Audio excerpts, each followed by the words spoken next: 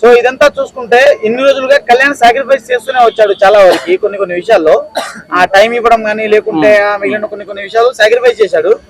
So next ticket phenol ఎప్పుడు ఎవరి కోసమైనా సాక్రిఫైస్ చేయగలుగుతాడా?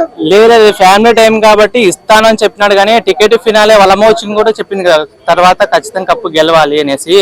సో అమ్మ కోసమే కెప్టెన్ అయ్యాడు, అమ్మ కోసమే కప్పు కూడా గెలుస్తాడు. ఓకే.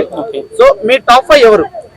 మా top 5 first Kalyan, second Emmanuel, third Tanuja, fourth Pavan, 5 Ritu.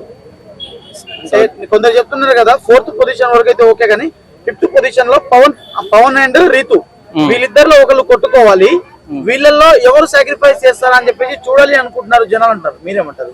నేను కూడా దానికోసం వెయిట్ చేస్తున్నా. ఇంతవరకు పవన్ సపోర్ట్ చేసుకుంటూ వచ్చాడు రీతుకి. సో ఆ సిచ్యువేషన్ వచ్చినప్పుడు తనకి సపోర్ట్ చేస్తాడా లేదని నేను కూడా చూడాలనుకుంటున్నాను. రీతు కూడా చాలా స్ట్రాంగ్ గా పవన్ కోసం స్టాండ్ తీసుకుంటది కదా.